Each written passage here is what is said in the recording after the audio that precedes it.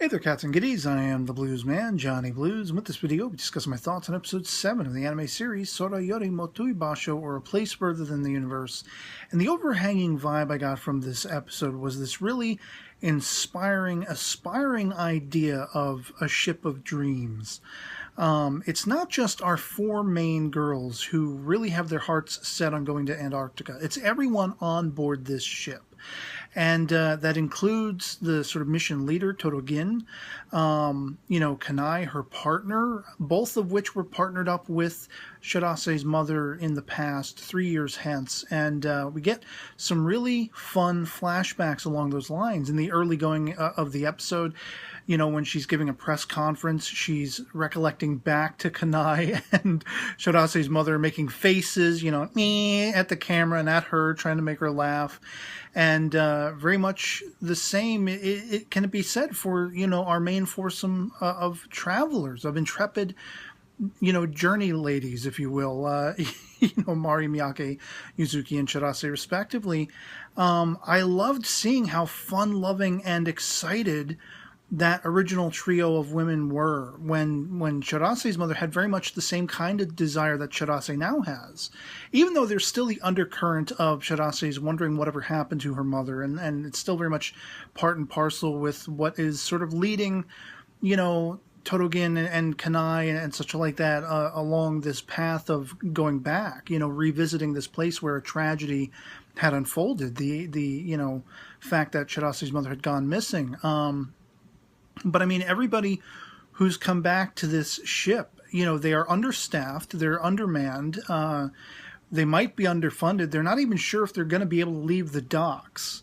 And this is really, it lends to some hilarity because you have the girls donning like face masks and sneaking about and trying to get inside information, as to whether or not, what is it they're hiding? Why there's something unspoken that's not being said. There's something really strange in the air about this vessel. And it's all to do with the uncertainty of are we going to be able to succeed at what we want to accomplish? We really don't know. We don't know if we're going to even be able to leave the docks. But everybody is there and they're willing to sacrifice so much. Some people are leaving things and they know they're not going to have anything to return back to, as I think it's Kanai that says, when she's doing that introductory thing, so that all the new faces, most specifically our main foursome of girls, can introduce themselves. And I love that whole thing, they're not legal, you pointedly in the crowd, they're not legal. Why'd you single me out? I thought that was pretty funny, but like the whole idea that this is really something so heartening and so involved for all of these people. These are how mountains are moved in the history of our world, when a small group or even just a singular individual confronts said mountain. And just for the fact that the odds look impenetrable, just for the fact that the odds are not in their favor, they're still going to push forward and try to meet whatever fate has in store for them, try to reach those heavenly dreams. I love the fact that there was that mentioning of, why are we going? Well, we just kind of want to look at the sky. And it sort of, harkens back to Shirase's mother with the glow-in-the-dark paint underneath the one bunk bed. And, the idea of that starlit night sky, because that is the horizon that we're reaching ever toward. We're going into uncharted territory. Okay, Antarctica isn't necessarily uncharted. You can see it on Google Maps and whatever like that, but you get the idea. This is a passion project, a passion journey for everyone involved, not just Shirase, not just our main foursome. It's kind of a beautiful garnish to the overall focusing on that foursome, that, hey, they're going on this grand exalted journey. What's it going to entail? What are they going to be met with, every step of the way? We already see after the credits, there's a storm brewing, so if they do succeed in leaving port, they're going to walk right into a storm or sail into one. And these are the kinds of hurdles. I mean, they are thrusting themselves into the mercies of nature, Mother Nature. And the fact that everyone is there with the same sole purpose, with the same vigor, with the same passion. Most of them have returned after 3 years, after knowing this doesn't look like it's actually going to go well. It might fail. We might not even rev up the engines of this vessel before we're done and we go home. But they're all there. They all want to be there. They want to be together. They want to experience this together. And it's much like our main foursome. And so I love that. I love that underwriting passion and that heart, that scope. Again, this is a ship of dreams. What are those dreams?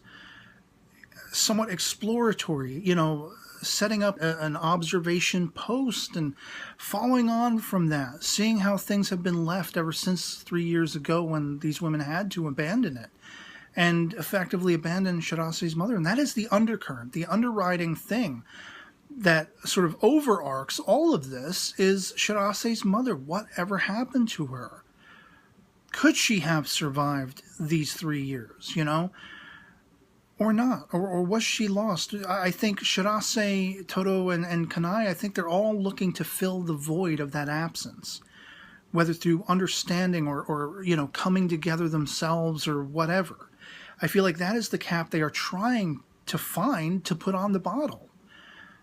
And the whole matter, the whole affair, I love how fun-loving it is, but I love how heartening it is.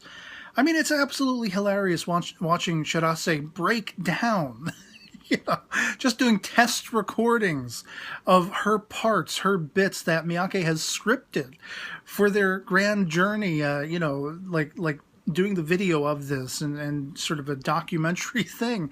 And Yuzuki has to pull it all, together for the most part until the very end. The very end, which was awe-inspiring. I was awestruck by Shirase's, finally, after all the other girls do their introductions, she's focused on the ground before her. She's looking down, melancholy. She doesn't know what she wants to say. She doesn't have the confidence. And when everyone falls silent, and she associates what she's just overheard via Kanai. Everybody has come back after 3 years. We're all going on this quest again together. They all knew her mother. They all have similar reasonings for wanting to be there. And especially between she and Todo and Kanai, it's even that much deeper rooted because it revolves around her mother. And she brandishes her fist to the sky. We are going to Antarctica. We are on this quest together. I'm going to make the best videos and documentary stuff I can make. And, it was like, wow. Literally, I got misty-eyed. You have Todo off to the side sort of chuckling. She has the same vivaciousness of her mother. The same joie de vivre, the same passion. She's so understated. She's so reserved, but she's got it all.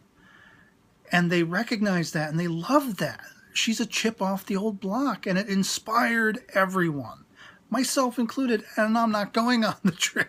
It's not even a real trip. It's a fictional story. But you know what I mean. It was actually really legitimately inspiring. I loved the hell out of it. And so that's this episode in a nutshell, really. I just enjoyed the ever-loving hell out of it. I'd love to hear from you guys in the comments below what you thought of episode 7 of Sora, Yori, Tooi Basho, or A Place Further Than the Universe, if you've seen it as well, if you enjoyed it as much as I did, if you found it as inspiring as I did as well, and if not, why not? Let me know that in the comments below. Love it or hate it, anything goes. If you didn't happen to care for any of this, I'd be frankly surprised, but, I'm sure there are people out there who are like, And but not me. I had a blast watching this episode. It made me laugh out loud a few times. It made me misty-eyed. And they haven't even left the docks yet. That's the one thing I also got to point out. Some people had actually pointed out on my previous episode discussion video that they were not in Australia yet. I think they're there now, finally. But they were in Singapore in the last episode, and I had not known that. I just jumped to the conclusion, much as Shirase and Yuzuki would in their video. I leapt to the conclusion that, they must be in Australia now, because that was the only other leg of the journey I could remember that they had mentioned before. But sure enough, no. They stopped off interstitially in Singapore, and now I believe, presumably, correct me if I'm wrong, they're in Australia, and they're at the boat, they're at the ship, and the next leg, tentatively, is leaving port. So we'll see what happens. And so, yeah, otherwise it'll be pretty much it for me on this with this video. Find you well, and I'll catch you all later. Peace.